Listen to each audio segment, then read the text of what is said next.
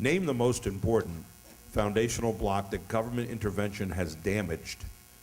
How, and as our congressman, what will you do to repair the damage done?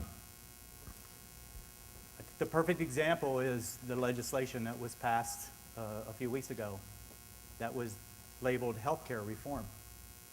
It had nothing to do with healthcare reform. It ended up being a health insurance reform piece of legislation that is positioning the federal government to be the provider of health insurance, of payment, the single payer system to this country. That is the most intrusive piece of legislation that I could see in the very recent past. But again, I think it's coupled with what do we believe the goal of this administration is? And that is to take more and more of your money, to take more and more control of your lives. We need a Congress that is going to stand up to this administration. Not just vote no, but to vote H no. I'm not going to do a vice president on you tonight. I promise not to do that on you tonight. But it's H no. It's time. It is time we stand up and fight for what we believe is right. Thank you. Todd, 2 minutes, and the question is this. Name the most important foundational block that government intervention has damaged.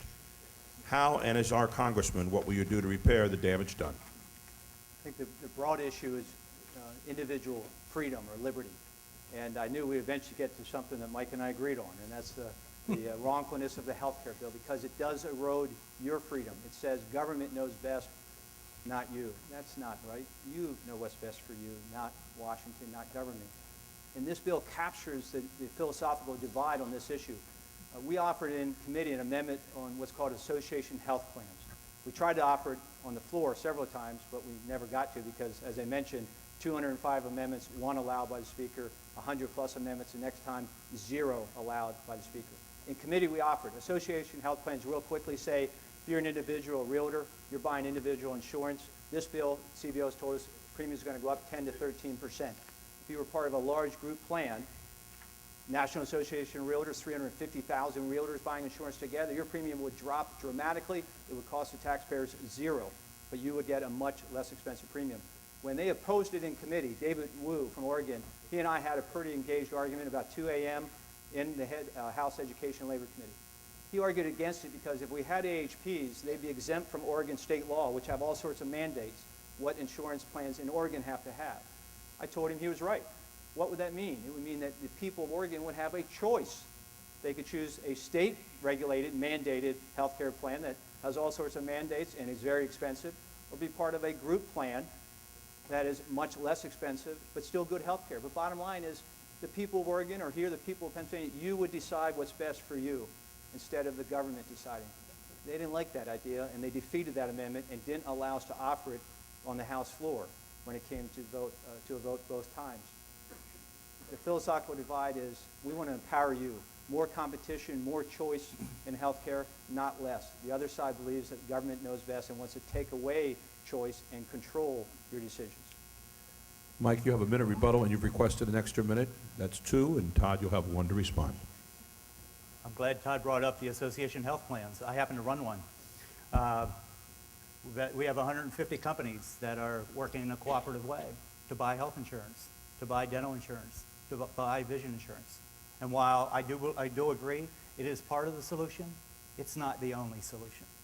There are a lot more elements to the rising cost of health care than just trying to pull together, P-O-O-L, pull together groups of people or groups of companies to buy health insurance. We must reform the health care system as we know it today. We need to enact tort reform. We have far too many practices that are being served every day to you that are being done in a defensive way.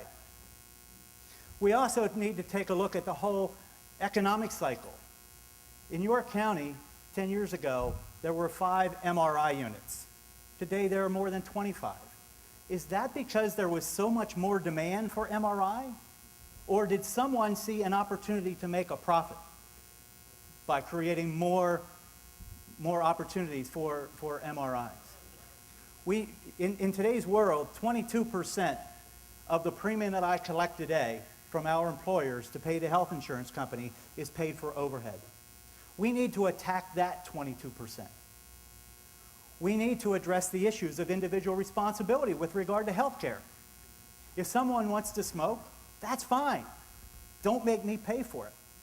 If someone wants to stop at McDonald's, that's fine. Don't make me pay for it. It is time that individuals take responsibility for their health. Don't ask the federal government or others to pay for that for you. Thank you. Todd, you have 1 minute. Not just AHPs, it's allowing you to purchase across state lines, it's medical malpractice liability reform. CBO's told us that that one change would save over $50 billion in the healthcare cost system. Huge savings. Nothing is going to be done about that in this bill. But a perfect example of how this bill not only does not empower you, but it restricts your ability to use your own money.